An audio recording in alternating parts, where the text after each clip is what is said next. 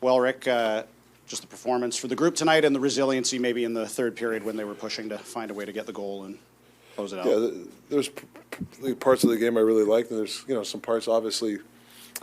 I think they made a push, and I think we needed to settle down a bit. And there was a couple of shifts in a row that I thought we were just got a little antsy. I think so. We got to work on that sort of stuff. But there's pockets of the game that we liked. We still got to work on some stuff. But yeah. Was there something you said to that effect in the TV timeout? Because it felt like coming out of that last commercial break was when you guys sort of started to push back against that after being hemmed in prior to. Well, yeah, no, I got mad at a couple of lines, and actually Petey was funny because I gave him crap, and then we talked after the game. He goes, sometimes I need that. So he actually had a good shift. So I don't like doing it very often, but those things happen in the game, and it was good because we needed to push from a couple of lines to get us back straight. And that's what happens. That's a good team over there. Anytime you play an NHL hockey team, they're NHL players. They're going to make pushes, so you just got to handle them the best way you can. I thought, for the most part, we were pretty good. Rick, you said you liked Pettersson spending a lot of time at the rink kind of before and after practice. How's that translating into his game over the past couple here? Yeah, no, I think there's pockets of his game when you're seeing that you really like. We just got to sustain it. That's that's the sort of stuff we talked about it. So I know it's a broken record, but have another good day tomorrow, and you just continue that way. Consistency, like him, like all of us. Phil Peronic, another great pass again, 2 assists tonight. Yeah. What do you like about him kind of stepping into that number one defenseman role? What's he been doing so well over the past little bit, especially with Quinn out of the lineup? Well, I like his leadership. He's playing with Junior there, Pettersson. I think that's a big thing. He's taking him under his wing. That's my favorite thing when veteran players take a young guy. They spend time together. They're on the bench. They're talking. That's invaluable stuff for the development of a young player like him.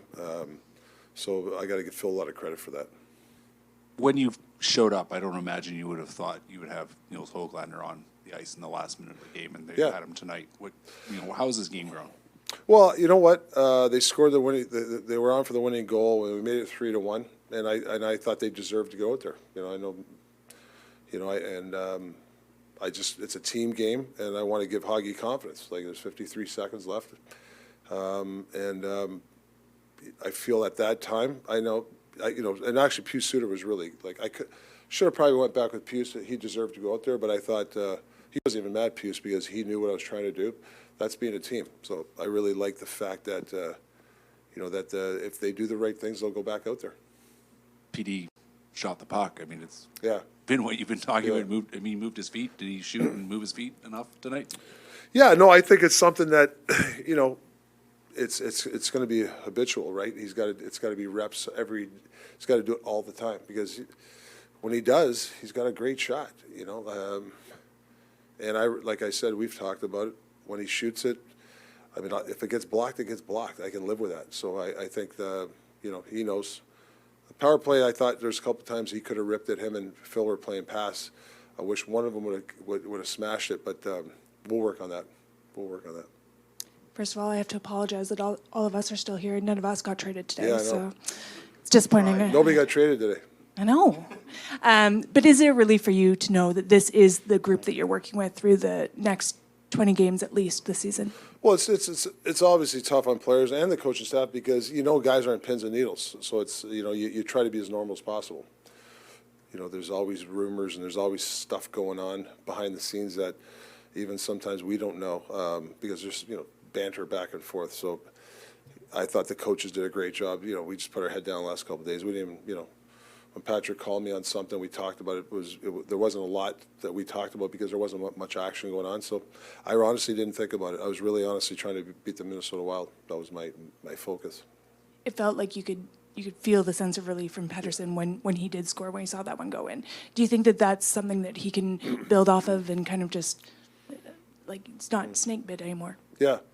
Yeah, no, I think it's like any goal scorer that's struggling when they when they shoot the puck hard and it goes in, it's a relief, right? And it should give them confidence. I think Brock's been struggling scoring, but he had some good looks. they'll go in if he continues to rip. He had the other night. The guy made a hell of a save. He had a couple in the slot. Just got to continue to shoot the puck. They'll go in. With Brock, did you get a chance to talk to him before the game or after the skate when it was clear he was going to stay and just kind of go through that with him? Yeah, a little bit. I purposely didn't want to, last couple of days, I didn't really want to talk about it. We were talking hockey the whole time, even on the ice today. We talk hockey. So now for him, it's whether it's, a relief or whatever, he's just got to play his best hockey. That's all he can do is control his game right now. What about Lankinen, especially in the third period? I know he gives up the one power play goal, but the ice got a bit tilted at times, and he made some pretty good saves. Yeah, there was about a 5-minute stretch there. You're right. They were kind of all over us, and he was big for us. Yeah, he made some really good saves. He's been doing that all year for us. Aside from Lankinen, you also had some defensemen coming up with some big plays in the crease, saving what looked like sure goals. What can you say about the entire defense and the way they've been able to collapse and support their goaltender? That's a good point. I think there was about 3 forward plays where our D, we maybe the forwards were out of position, but our D got back and just kind of knocked the puck away. That's whatever, it's desperation or whatever. That was happened 4 times or 3 times. I know what you're talking about. Instead of just taking the things for granted, you continue to go downhill, and we swiped the puck away. I think twice they would have had an empty net. I forget who it was. It Marcus did it once. Meisy might have did it a couple times. Hronik did it 4. I think each guy probably did it. Yeah, Mancini. That's what I'm saying. But that's the desperation you're looking for. All 6D. You can give them credit. They obviously had some strong stretches. They outshoot your team pretty significantly.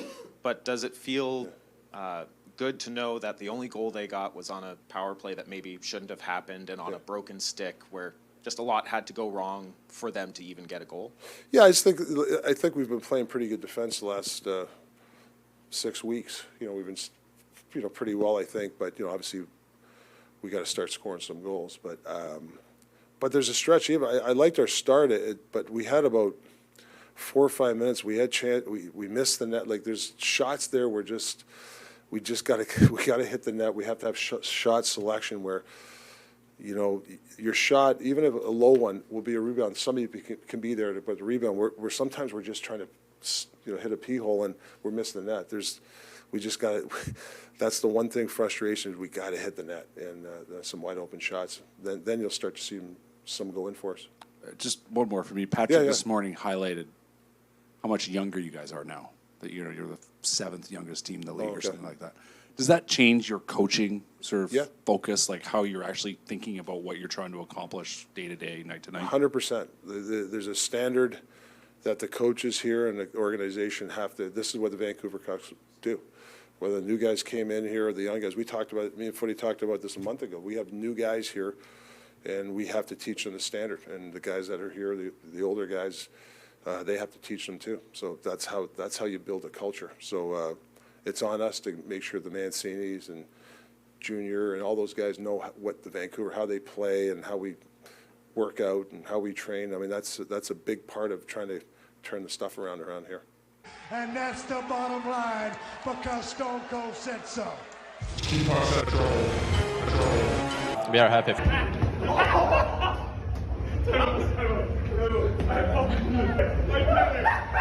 Well, second time. Can you please? I know. I see. Oh, score is good. What is your favorite hockey team? Quinn Hughes.